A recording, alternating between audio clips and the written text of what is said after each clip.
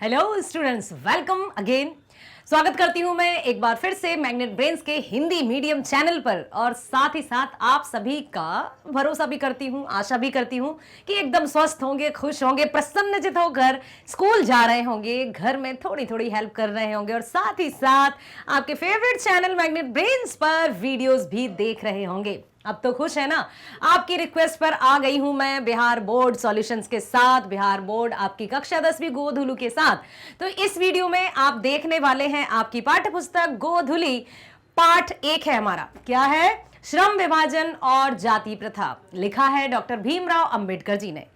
इस वीडियो में आप इसी चैप्टर के बिहार बोर्ड सॉल्यूशंस देखने वाले हैं, जो कि आपके पाठ के पीछे दिए गए होते हैं, है ना?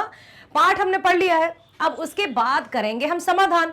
तो प्रश्न क्या होगा, प्रश्न में क्या पूछा जाएगा, उत्तर किस तरह से दिए जाएंगे, वही सब चर्चा करेंगे हम इस वीडियो में। तो मैग्नेट ब्रेन्स पर बने रहिएगा मेरे साथ शुरू से लेकर अंत तक, ताकि कुछ भी मिस ना हो जाए। पता है ना आपको, मैग्नेट ब्रेन्स है भारत का नंबर 1 प्लेटफॉर्म जो कक्षा 6वीं से 12वीं तक की ऑनलाइन स्कूल एजुकेशन, हाँ यस, कक्षा 7वीं से 12वीं तक की स्कूल एजुकेशन एकदम फ्री प्रोवाइड करता है। और साथ ही साथ सभी प्रकार की प्रतियोगी परीक्षाओं के वीडियोस भी आप सभी होनहार स्टूडेंट्स को 100% फ्री प्रोवाइड किए जाते हैं। इसीलिए आपको किसी भी तरह से चिंतित होने की आवश्यकता नहीं है, किसी भी तरह का भ्रम या संदेह अपने मस्तिष्क में पालने की कोई आवश्यकता नहीं है। मैग्नेट ब्रेन्स है ना, स्कूलिंग एजुकेशन के साथ साथ आगे की प्रतियोगी परीक्षाओं के वीडियोस भी आप सभी होनहार स्टूडेंट्स के लिए हमेशा रहेंगे फ्री। चलते हैं एक बार पुनः आपकी Lali Verma madam Magnet Brains Hindi में आप सभी विद्यार्थियों का बहुत बहुत स्वागत करती हैं। चलते हैं प्रश्नों की ओर। अब मैं यहां पर आप पर और भी अधिक विश्वास करती हूं, और अब मैं कहती हूं कि ठीक है, मैं आप पर निर्भर हो गई हूं। किस बात पर बता देती हूं, क्योंकि श्रम विभाजन और जाति प्रथा जो निबंध है, लिखा है हमारे डॉक्टर भीमराव अंबेडकर जी ने। प्रीवियस वीडियो आप देख चुके हैं, जान चुके हैं कि क्या है श्रम विभाजन, क्या है जाति प्रथा, किस तरह से समाज 4 वर्गों में विभाजित था, किस तरह से जाति के आधार पर कार्य दिए जाते थे। जैसे ब्राह्मण, क्षत्रिय, वैश्य और शूद्र की हम बात करें तो ब्राह्मणों का कार्य होता था पूजा अर्चना करना, क्षत्रियों का काम रहता था युद्ध आदि रक्षा करना, वही वैश्य व्यापार करते थे और शूद्र सिर्फ और सिर्फ सेवा का कार्य करते थे। उसी आधार पर इनके कार्य बटे हुए थे। लेकिन सबसे मुश्किल था, सबसे परेशानी थी शूद्र वर्ग के लिए, जिसको दलित वर्ग भी कहा जाता है। उस समय समाज में इनकी बहुत दयनीय स्थिति थी। किस तरह से इनको समाज का एक हिस्सा ही नहीं समझा जाता था, एकदम उपेक्षित नजरों से देखा जाता था, और उसी के आधार पर जो पैतृक चला आ रहा है वही चला आता था। अर्थात यदि कोई व्यक्ति है, जैसे कि किसी की क्षमता के अनुसार उसको कार्य नहीं किया जाता था या उसको कार्य करने नहीं दिया जाता था, जाति के आधार पर कार्य बटा हुआ था, तभी तो है श्रम विभाजन और जाति प्रथा। इसी पाठ के प्रश्न उत्तर हम देखेंगे यहां पर। तो आशा करती हूं कि सभी प्रश्नों को ध्यान से सुनेंगे आप, ठीक है? ध्यान से सुनकर उनके अर्थ को समझेंगे और उसके बाद हम चलेंगे उत्तर पर, ठीक है? ओके, आइए मेरे साथ चलते हैं पहले प्रश्न की ओर और देखते हैं पहला प्रश्न कहता है क्या। पहला है, लेखक किस विडंबना की बात करते हैं और विडंबना का स्वरूप क्या है? लेखक ने विडंबना किसको कहा है? विडंबना, विडंबना मीन्स बहुत बड़ी परेशानी, मुसीबत। क्या है ये विडंबना? क्या कुछ प्राकृतिक आपदाएं आ गई हैं, या फिर समाज द्वारा निर्मित कुछ ऐसी प्रथाएं चलाई गई हैं जिसके कारण कुछ खास वर्ग के लोगों को बहुत ही उपेक्षित समझा जाता है, जिसे जातिवाद कहते हैं। यस, लेखक ने जातिवाद या जाति प्रथा की जो समस्या है उसी को विडंबना कहा है, और वास्तविक रूप में उन्होंने ये बिल्कुल सही कहा है, क्योंकि मनुष्य हैं, किसी में कोई भेदभाव नहीं है। अर्थात रंग ढंग रूप शारीरिक संरचना सबकी एक सी है। तो फिर क्यों समाज में इस तरह की विषमता है? कोई बहुत उच्च पद पर आसीन है तो कोई एकदम नीचे, किसी को मंदिरों में दिन रात रहने की अनुमति है और किसी को मंदिरों में प्रवेश तक नहीं करने दिया जाता। आखिर ये किसने बनाया? क्या ये सृष्टि के निर्माण के समय परमात्मा की देन है? बिल्कुल नहीं, कदापि नहीं। चलिए पढ़ते हैं। ये समाज में निर्मित तथा कथित लोगों की ही देन थी। लेखक महोदय द्वारा आधुनिक युग में भी जातिवाद के पोषकों की कमी नहीं है। जातिवाद के पोषक समझते हैं, जैसे यदि हम पोषक तत्व ग्रहण करते हैं तो हम हेल्दी रहते हैं, ठीक है। तो यहां लिखा है कि आधुनिक युग में जातिवाद के पोषकों की कमी नहीं है, अर्थात जातिवाद को बढ़ावा देने वाले ऐसे कई कार्य हैं, ऐसे कई लोग हैं जो जातिवाद को बढ़ावा देते हैं। कौन लोग होंगे वो? ब्राह्मण, क्षत्रिय, वैश्य, अगला है शूद्र, ठीक है, जिनको दलित कहा जाता है। तो ऐसे कुछ लोग जिनकी सत्ता को वे हमेशा सदैव कायम रखना चाहते हैं, या उनको ये लगता है कि यदि सब लोग शिक्षित हो गए, सब लोग अपने अधिकारों का सबको ज्ञान हो गया, तो फिर हमारा क्या होगा, हमसे कौन शिक्षा प्राप्त करेगा। इसीलिए ऐसे तत्वों को पोषक कहा गया है, ठीक है। अब लिखा है कि विडंबना का स्वरूप यह है कि आधुनिक सभ्य समाज कार्यकुशलता के लिए श्रम विभाजन को आवश्यक मानता है। क्योंकि जाति प्रथा भी श्रम विभाजन का ही दूसरा नाम है, इसलिए इसमें कोई बुराई नहीं है कि जाति के आधार पर जो कार्य बटे हैं उसी के आधार पर चलता रहे और समाज ऐसे ही आगे बढ़ता रहे। यही सबसे बड़ी विडंबना थी। अगला प्रश्न है, जातिवाद के पोषक उसके पक्ष में क्या तर्क देते हैं? बहुत सही प्रश्न आया है कि जो जातिवाद के पोषक हैं, पोषक समझ रहे हैं ना, जो जातिवाद को बढ़ावा देते हैं, जिन्हें जातिवाद में अपनी सत्ता नजर आती है, तो वे अपने पक्ष में क्या तर्क देते हैं, वे अपनी साइड में क्या कहते हैं, देखते हैं। जातिवाद के पोषक जातिवाद के पक्ष में अपना तर्क देते हुए उसकी उपयोगिता को सिद्ध करना चाहते हैं कि कितनी उपयोगी है ये, जाति प्रथा से बहुत सारे समाधान होते हैं। वो अपने तरीके से इस बात को रखना चाहते हैं। देखिए, जातिवादियों का कहना है कि आधुनिक सभ्य समाज कार्यकुशलता के लिए श्रम विभाजन को आवश्यक मानता है। क्यों? क्योंकि श्रम विभाजन जाति प्रथा का ही दूसरा रूप है, इसलिए श्रम विभाजन में कोई बुराई नहीं है। भाई, जाति के आधार पर कार्य बटे हैं, इससे समाज का कार्य सुचारू रूप से चल रहा है, तो ये किसी के आगे बढ़ने में या उन्नति या प्रगति में कैसे बाधक हो सकता है, उनका ये कहना है। और क्या कहते हैं?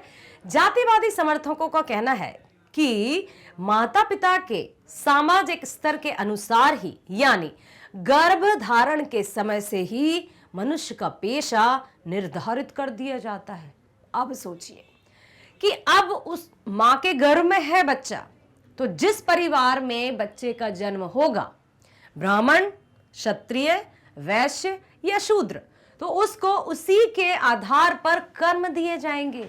वो मतलब उसके जन्म से पहले ही उसका निश्चय कर दिया गया है कि ये क्या कार्य करेगा, उसमें कौन से गुण है, कौन सी काबिलियत है, कौन सी एबिलिटीज है, वो साइड में रखकर कहा कि जिस घर में वो जन्म लेगा, जिस वर्ग में बालक या बालिका जन्म लेगी, तो उसका कर्म भी जाति के आधार पर तय होगा। और फिर यहां पर उनका यह भी कहना है कि इसमें कितना अच्छा है, किसी में मन मुटाव नहीं, क्योंकि उनके मन में कोई वो बात नहीं है ना, इसलिए उन्होंने इस बात का पक्ष किया है। और क्या कहते हैं? हिंदू धर्म पेशा परिवर्तन की अनुमति नहीं देता। उनका यह भी कहना है कि जो हमारा धर्म है वो पेशा परिवर्तन की अनुमति नहीं देता, कि वो हमेशा यही कहता है कि जिस घर में या जिस वर्ग में बालक का जन्म होगा उसका पेशा या व्यवसाय या कार्य वही होगा, क्योंकि हमारा धर्म अर्थात हिंदू धर्म पेशा परिवर्तन की अनुमति नहीं देगा। अब ये धर्म की बातें किसने कही, किसने रची है ये धार्मिक पुस्तकें, जिनके अनुसार वो अपनी बात को इस तरह से समाज के समक्ष रखते हैं? कौन? देखिए, ब्राह्मणों का कार्य था शिक्षा प्रदान करना, वेद पुराणों की जानकारी देना, पूजा अर्चना करवाना, है ना, और सबसे उच्च जाति का माना जाता था ब्राह्मण जाति को, ठीक है। तो यहां पर क्या उनको ये परमात्मा ने कहा था कि आप लोग ही हैं जो पूजा अर्चना करेंगे? अब यहां पर उनको कहीं ना कहीं ये डर सताने लगा था कि कहीं और जो अन्य वर्ग है, चाहे क्षत्रिय हो, वैश्य हो और शूद्र यदि है, और उसने यदि शिक्षा ग्रहण कर ली और वो हमारे साथ तर्क और वितर्क करने लगा, तो हमारी इमेज कहाँ रह जाएगी। इसलिए उनको कहीं ना कहीं डर सताता था और क्या कहने लगे, धर्म की आड़ लेकर उन्होंने समाज में इस कदर अपनी सत्ता को फैलाया कि समाज में शिक्षा के अभाव से व्यक्तियों में या फिर वर्गों में इस तरह से विषमता उत्पन्न होती गई। लिखा है, हिंदू धर्म पेशा परिवर्तन की अनुमति नहीं देता, भले ही वह पेशा अनुपयुक्त या अपर्याप्त ही क्यों हो। ओ माय गॉड, कि चाहे भले ही आपकी जाति में वो जो पेशा है उसके लिए जगह है या नहीं, लेकिन आप पेशा परिवर्तित या नहीं कर सकते। आपका जो कार्य है, जैसे दलित का कार्य सेवा करना, तो वो सेवा ही करेगा, बस ये है। भले ही उससे भूखे मरने की नौबत आ जाए, लेकिन उसे वही अपनाना होगा। ये क्या है? ये मनुष्यता है? ये मानवता है? या ये क्या है? ये मनुष्य द्वारा बनाई गई दुनिया इस तरह से। अगला है, जातिवादियों का कहना है कि परंपरागत पेशे में व्यक्ति दक्ष हो जाता है और वह अपना कार्य सफलतापूर्वक संपन्न करता है।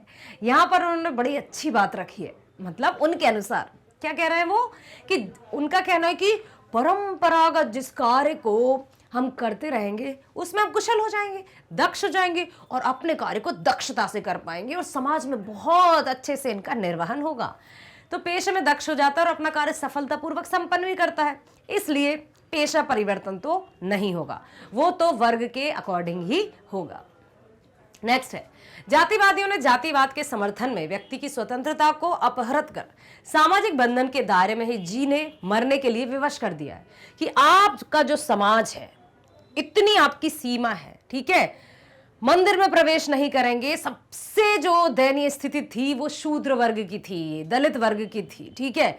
उसे तो जो उच्च तथाकथित समाज के अनुसार जो ब्राह्मण थे, क्षत्रिय थे, ठीक है, उनके समक्ष चप्पल तक पहनकर जाने की अनुमति नहीं थी, मंदिरों में प्रवेश करने नहीं दिया जाता था। ये इस तरह की जो बातें थी, उनके अनुसार सत्ता उनकी थी, समाज उनकी थी, दलित सिर्फ और सिर्फ उनके नौकर चाकर थे। क्यों भाई? ये रचाई गई है उनकी दुनिया और उसी का वो किए जा रहे हैं। उनके अनुसार कि जातिवाद के समर्थन व्यक्ति की स्वतंत्रता को अपहृत कर सामाजिक बंधन के दायरे में जीने मरने के लिए विवश कर दिया जाता है।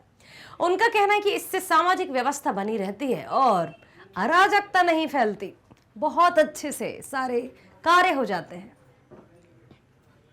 अगला प्रश्न है, जातिवाद के पक्ष में दिए गए तर्कों पर लेखक की प्रमुख आपत्तियां क्या हैं?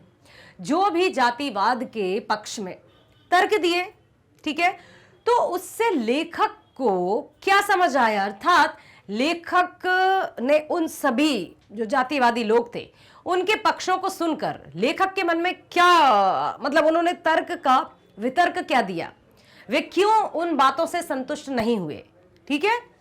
जातिवाद के पक्ष में दिए गए तर्कों पर लेखक ने कई आपत्तियां उठाई हैं जो चिंतनीय है, जो सोचनीय है, जिन पर वास्तविक रूप में चिंता जाहिर की जा सकती है। क्या कहा लेखक ने? कि लेखक के दृष्टिकोण में जाति प्रथा गंभीर दोषों से युक्त है। जाति प्रथा दोष युक्त है, दोष ही दोष भरे हैं। यदि जाति प्रथा इसी तरह से चलती रही तो समाज कभी भी उन्नति नहीं कर सकता, ठीक है। दूसरा क्या कहा? जाति प्रथा का श्रम विभाजन मनुष्य की स्वेच्छा पर निर्भर नहीं करता। अब उसका जो श्रम विभाजन है उसको जाति के आधार पर ही अपने कार्य मिल जाते हैं। वो क्या करना चाहता है? कोई भी इंडिविजुअल या कोई भी व्यक्ति अपनी रुचि के अनुसार, अपनी क्षमता के अनुसार यदि कुछ करना चाहता है तो उसको अनुमति नहीं दी जाती, उससे वही करवाया जाता है कि तुम्हारा कार्य है सिर्फ और सिर्फ सेवा करना, ठीक है। नेक्स्ट है, मनुष्य की व्यक्तिगत भावना या व्यक्तिगत रुचि का इसमें कोई स्थान या महत्व ही नहीं होता। आर्थिक पहलू से भी अत्यधिक हानिकारक जाति प्रथा है, क्योंकि अब जो उच्च वर्ग के लोग हैं वो और उच्च होते जा रहे हैं, और जो निम्न वर्ग के लोग हैं वो और निम्न होते जा रहे हैं, क्योंकि उनको तो कोई अवसर ही नहीं मिल रहे हैं कि वो अपनी उन्नति या प्रगति कर सके। ठीक है, जाति प्रथा मनुष्य की स्वाभाविक प्रेरणा, रुचि और आत्मशक्ति को दबा देती है। समझ में आ रहा है ना कि उसकी स्वाभाविक प्रेरणा, जो आत्म प्रेरणा कहते हैं कि यस मुझे ये करना है, आज मुझे इतना कार्य करना है, आज मैं ये कार्य करूंगा, आगे चलकर मुझे ये करना है, कुछ प्लानिंग्स चलती रहती हैं। साथ ही साथ इंटरेस्ट और जो आत्मशक्ति होती है खुद की विल पावर, ठीक है, उसको भी कहीं ना कहीं दबा कर रख दिया जाता है, क्योंकि उसे और कुछ करने की अनुमति ही नहीं है। साथ ही अस्वाभाविक नियमों में जकड़कर निष्क्रिय भी बना देती है। मतलब चाहते हुए भी जब व्यक्ति अपनी रुचि के अनुसार कोई कार्य चूज नहीं कर सकता तो फिर क्या करेगा, धीरे धीरे उसकी इच्छाएं मर जाएंगी और उनमें वो निष्क्रिय हो जाएगा, मतलब फिर वो कुछ करने के बारे में सोचेगा ही नहीं। ठीक है, तो इससे समाज की आर्थिक स्थिति वीक होती जाएगी, कमजोर होती जाएगी। ठीक है, अगला प्रश्न है, जाति भारतीय समाज में श्रम विभाजन का स्वाभाविक रूप क्यों नहीं कही जा सकती? जाति प्रथा की बात की जा रही है यहां पर कि भारतीय समाज में श्रम विभाजन का स्वाभाविक रूप क्यों नहीं कही जा सकती? कह सकते हैं ना? तो नहीं कह सकते तो क्यों? यदि कह सकते हैं तो क्यों? देखिए, भारतीय समाज में जाति श्रम विभाजन का स्वाभाविक रूप कही नहीं जा सकती। श्रम के नाम पर श्रमिकों का विभाजन है। समझ में आया? जाति के नाम पर जो वर्ग विभाजित है, ब्राह्मण, क्षत्रिय, वैश्य, शूद्र, उस आधार पर व्यक्ति सिर्फ और सिर्फ अपनी ही सत्ता कायम रखना चाहता है। उच्च वर्ग के लोग, कौन से वर्ग के लोग? ब्राह्मण या क्षत्रिय, वो अपनी सत्ता जमा कर रखना चाहते हैं। और बद से बदतर हालत है श्रमिक अर्थात दलित वर्ग की। उसे समाज में ना तो कुछ बोलने का अधिकार है, ना कहीं पर आने जाने की स्वतंत्रता है। हर एक के समक्ष उसको सिर्फ और सिर्फ सिर नीचा करके अपनी भावनाओं को, अपनी रुचियों को कुचल कर चलना है। कहीं भी आने जाने की अनुमति नहीं है, कुछ भी उत्सव मनाने की अनुमति नहीं है। क्यों? तुम दलित हो, तुम ऐसा नहीं कर सकते हो। सीरियल भी आया था डॉक्टर भीमराव अंबेडकर, आशा करती हूं आप सभी ने देखा होगा। तो वो जो सीरियल में दिखाया गया था, ऐसा ही समाज में होता था। क्योंकि कहते हैं ना, साहित्य ही समाज का दर्पण होता है, और साहित्य में जो भी होता है वो समाज का ही होता है, अर्थात समाज में जो होता है वो साहित्य में होता है। तो दोनों एक दूसरे पर इंटरडिपेंडेंट, या हिंदी में इसको कहते हैं अन्योन्याश्रित रहते हैं। ठीक है, श्रम के नाम पर श्रमिकों का विभाजन है। श्रमिकों के बच्चे को अनिच्छा से अपने बपौती काम करना पड़ता है। समझ रहे हैं कि जिस भी घर में जिस बच्चे का जन्म होगा, वो भले ही कितना ही टैलेंटेड क्यों ना हो, लेकिन उसको अपने माता पिता का जो कार्य है वही करना होगा, जो आधुनिक समाज के लिए स्वाभाविक रूप नहीं है। ना तो इससे उन्नति हो सकती, ना इससे प्रगति हो सकती, ना इससे विकास हो सकता। तो आर्थिक रूप से तो वो विषमता बनी ही रहेगी, उसमें क्या हो। ठीक है, चलो आगे चलते हैं। समझ में आ रहा है ना? ओके। जाति प्रथा भारत में बेरोजगारी का एक प्रमुख और प्रत्यक्ष कारण कैसे बनी हुई है?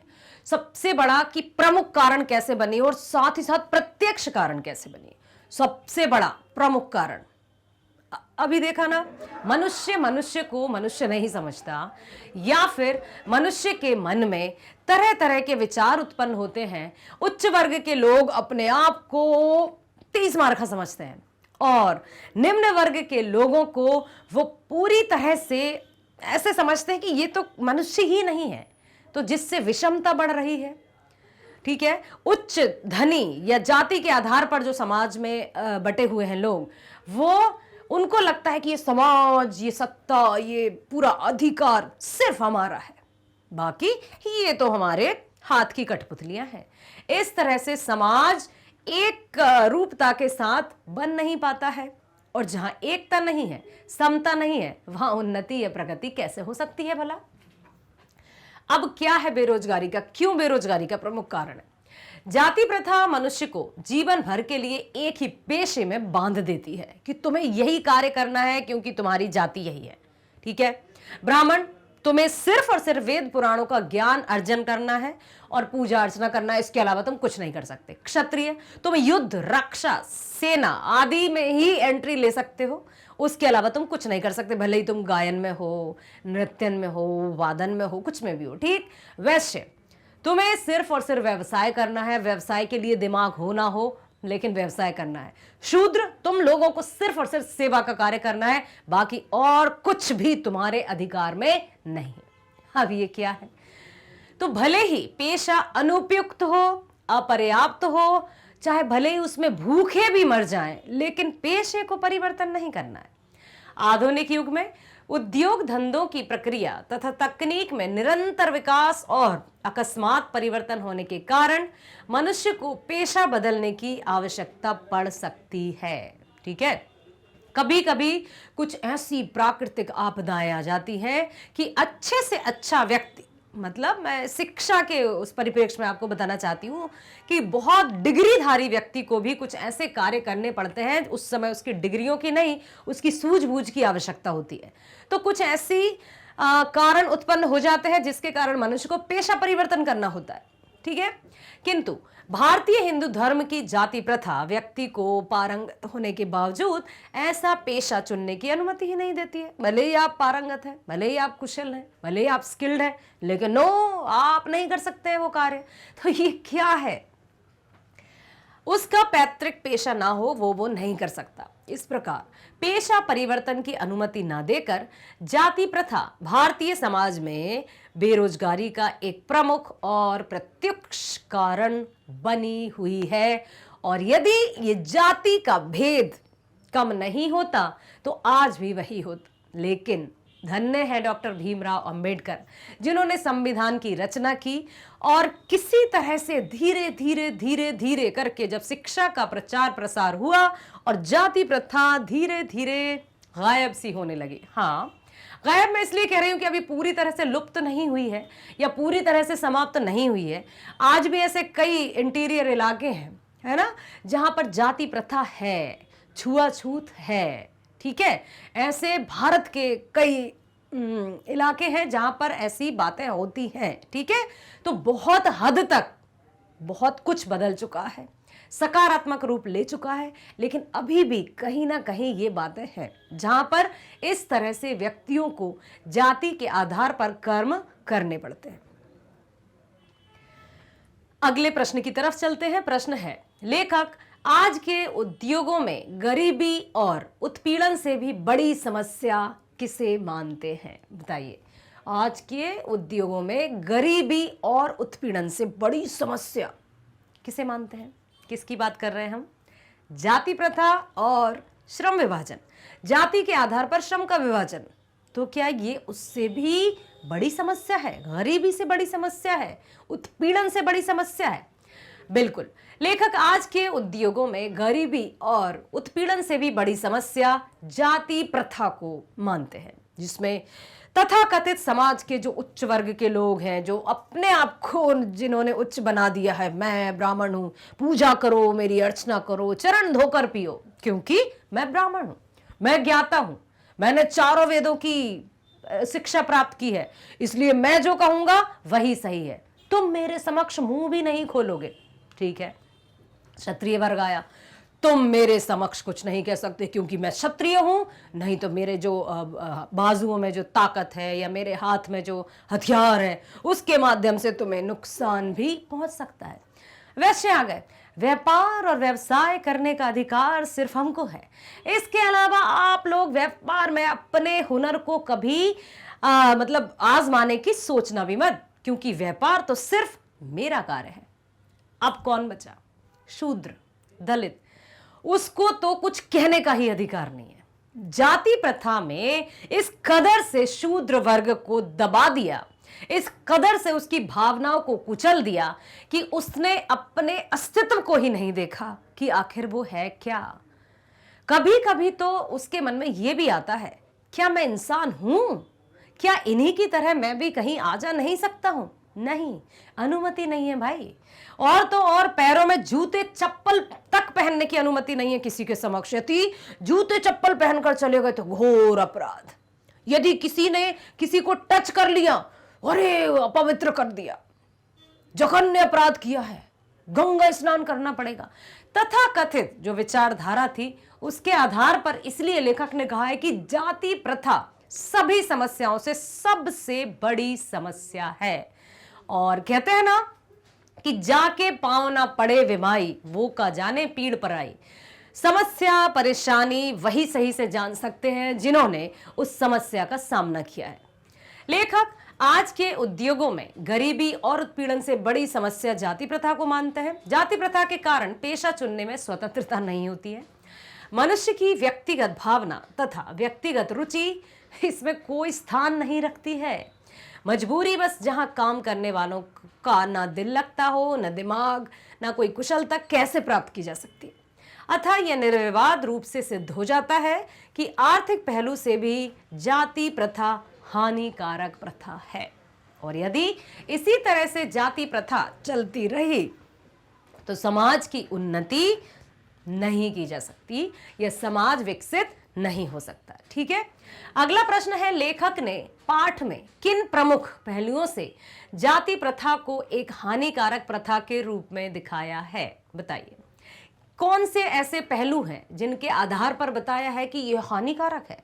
तो जाति प्रथा के कारण श्रमिकों का अस्वाभाविक विभाजन हो गया है, बिल्कुल अपने आप में कैटेगराइज्ड हो गए हैं, आपस में ऊंच नीच की भावना विद्यमान हो गई है।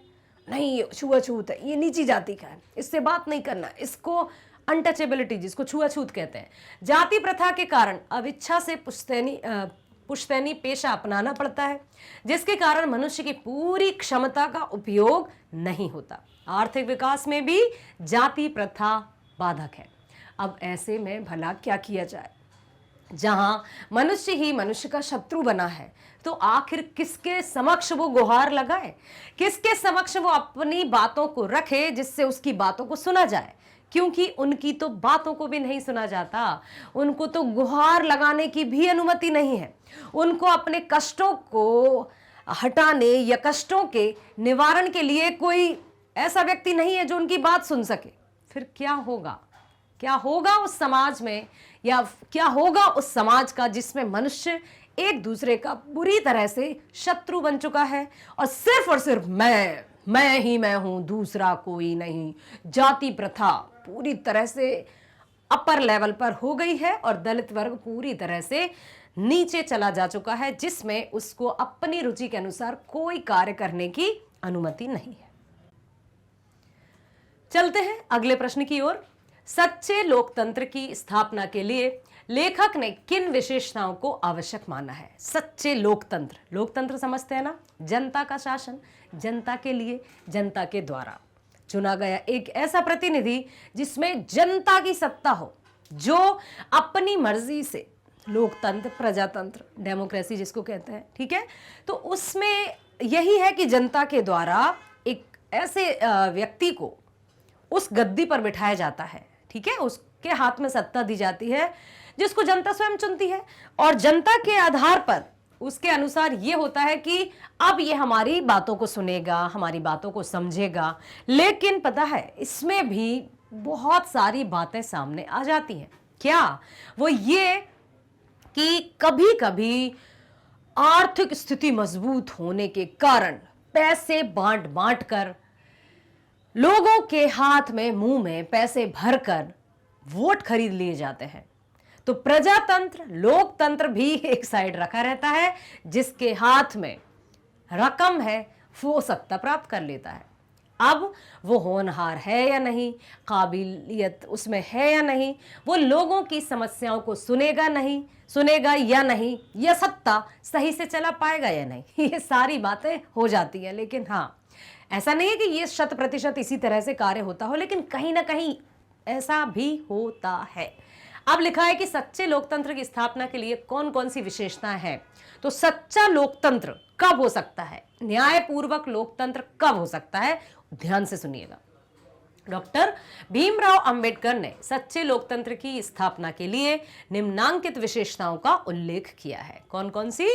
सच्चे लोकतंत्र के लिए समाज में स्वतंत्रता, समानता और भ्रातृत्व भावना की वृद्धि होगी। जहां होगी स्वतंत्रता, समानता और भ्रातृत्व की भावना, भाईचारे की भावना, समाज में इतनी गतिशीलता बनी रहे कि कोई भी वांछित परिवर्तन समाज के एक छोर से दूसरे छोर तक संचालित हो सके।